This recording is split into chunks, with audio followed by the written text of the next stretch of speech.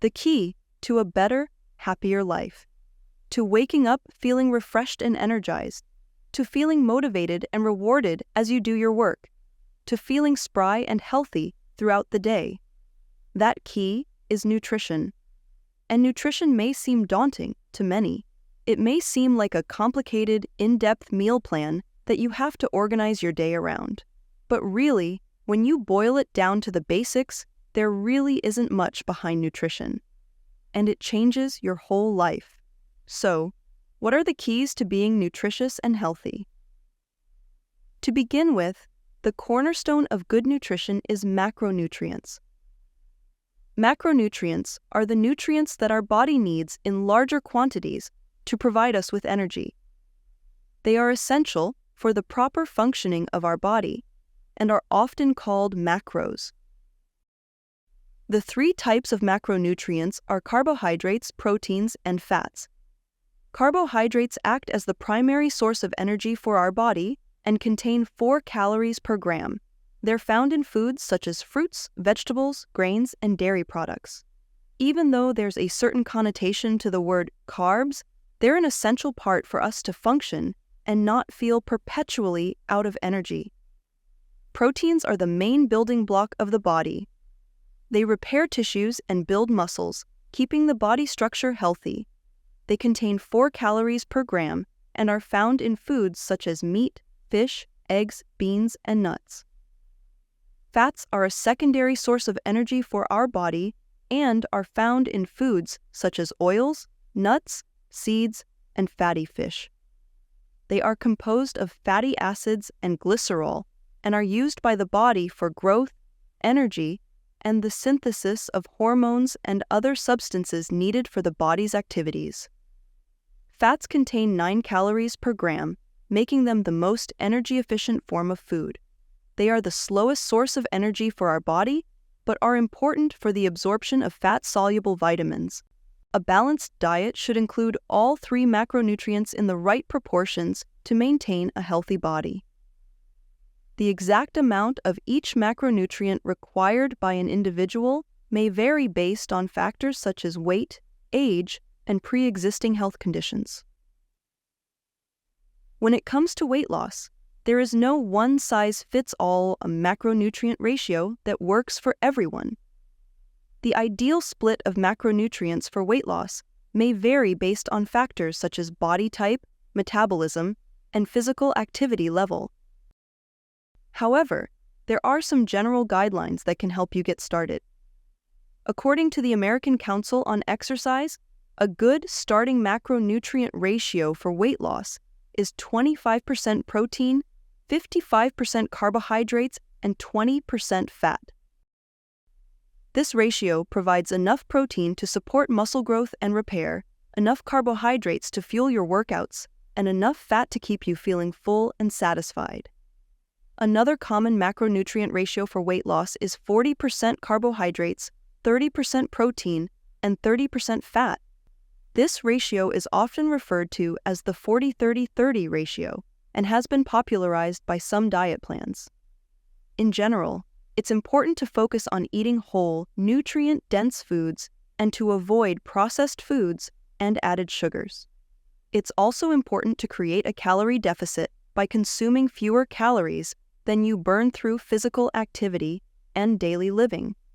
This can be achieved by reducing portion sizes, increasing physical activity, or a combination of both.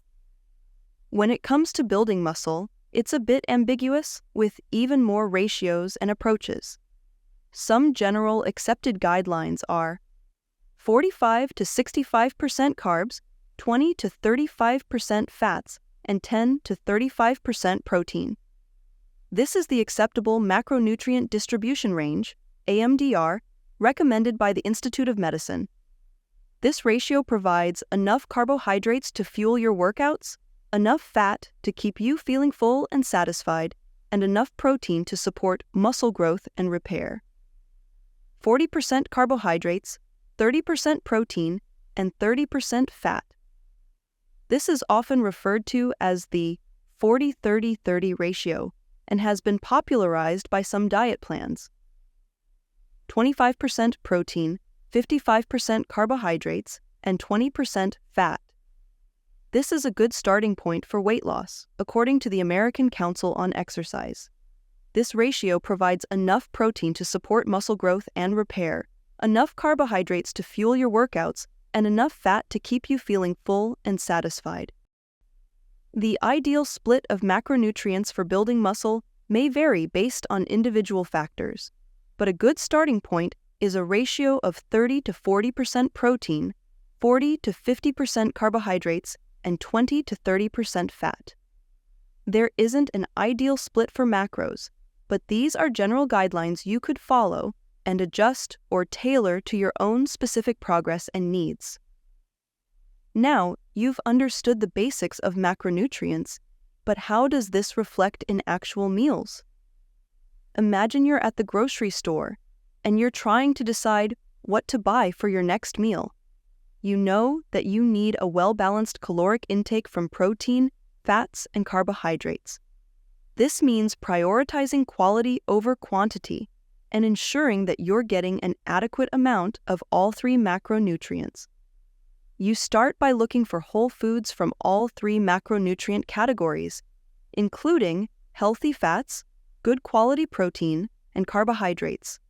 You also remember that eating 7 to 9 plus cups of colorful fruits and vegetables per day can provide a substantial amount of your daily micronutrient requirement. As you're shopping, you decide to calculate or track your macros to ensure that you're getting the right amount of each macronutrient.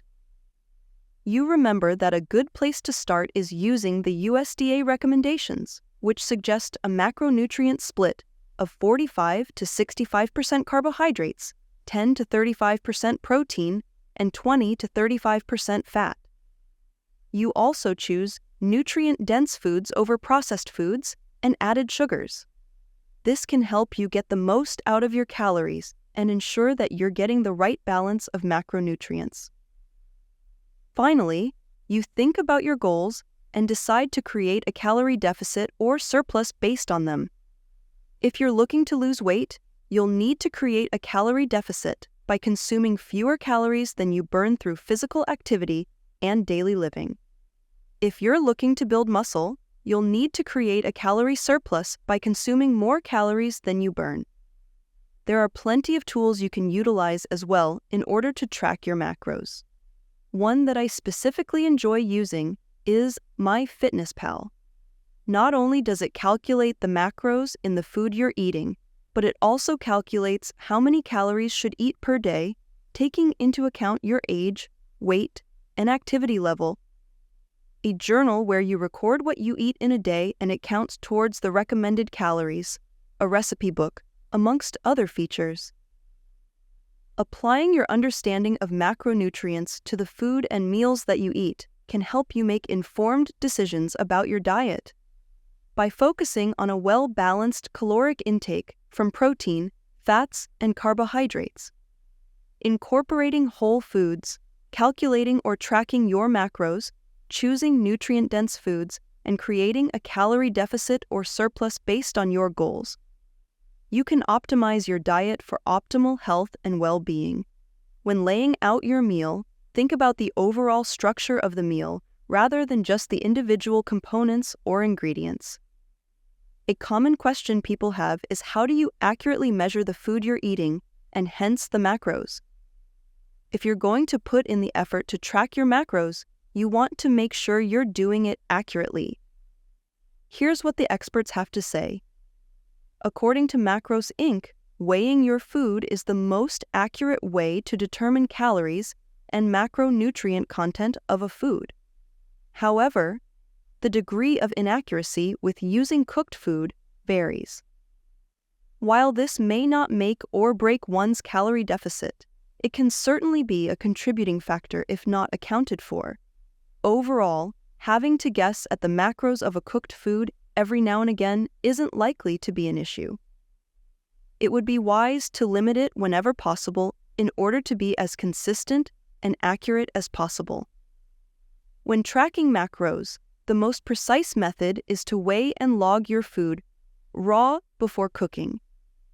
According to feastgood.com, Since nutrition labels will typically contain the information for food in its raw packaged state before cooking, measuring your food prior to cooking will give you the most accurate results. Using the wrong method for tracking your food can lead you to eat more or less calories than you think you're consuming, which can make it more difficult to lose weight or build muscle. That FitFam recommends weighing your fruit as a whole, eating it, and then weighing the portion you didn't eat to get the most accurate measurement. When it comes to prepackaged foods, it's up to you. There are a lot of differing opinions on this, but it's important to be as accurate as possible when tracking your macros.